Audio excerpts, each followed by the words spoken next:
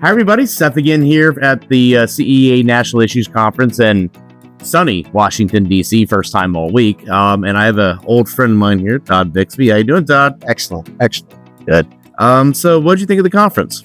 It was great. The CEA conference allowed all of the participants to be able to meet with their legislators, which is really important.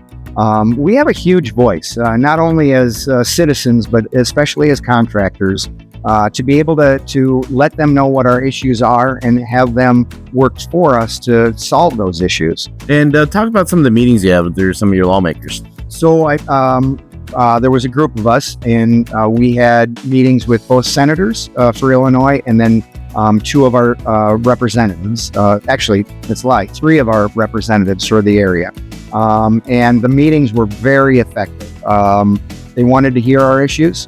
We communicated the things that we needed to have done, and it was very, very beneficial for us and for them.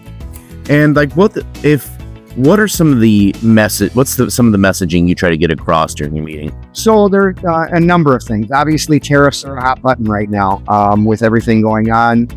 So we had conversations about that.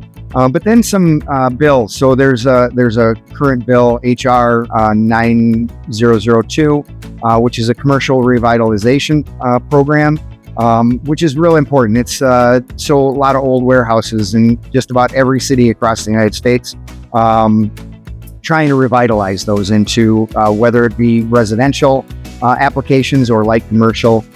So this gives tax credits and the ability to be able to convert those old dilapidated entities into something that's vital for the economy and for the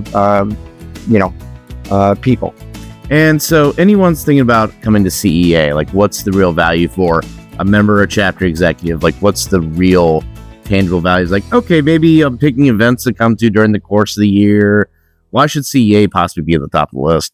Well, a lot of people don't really get, I guess, anyways, that we're really not a democracy, or we are a republic. And so we elect people to be our voice. And if we're not communicating with those elected officials, they need our direction. And this gives us a one-on-one ability to be able to speak with the legislators and get the items that we need addressed appropriately. And also that the big thing is we make the connections with the staff, and the staff is the one, being a staffer myself, being a reformed congressional staffer, we're the ones that basically will drive the conversations with their boss. And like, we're going to be the ones that kind of push the hot issue sheets, because there's so many bills about tariffs and tax incentives and and having that staff connection. And it's not just a connection that's made today, it's a connection that you're going to keep going, because you're going to be able to get them on the phone and be like, hey, such and such office, like this kind of development happened. You want to take a look? I'm like, okay, cool.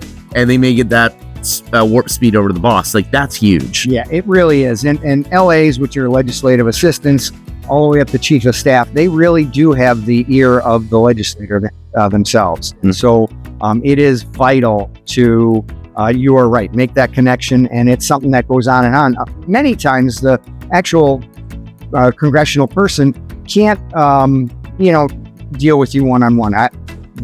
My group had the ability to meet with two members personally. Yeah. But that's not every group. No, it isn't. Able to do that. And that's where those staffers are very important, because they do, as I'm repeating myself, but they do have the ear of that legislator. And they're some of the best and brightest out there. And they're young. I mean, it was funny. I was 23, 24, and I was a staffer. And the depth of the portfolio they're responsible for is absolutely crazy. Yeah, exactly right. So, Todd, it's good to see you as always, my friend. Appreciate it.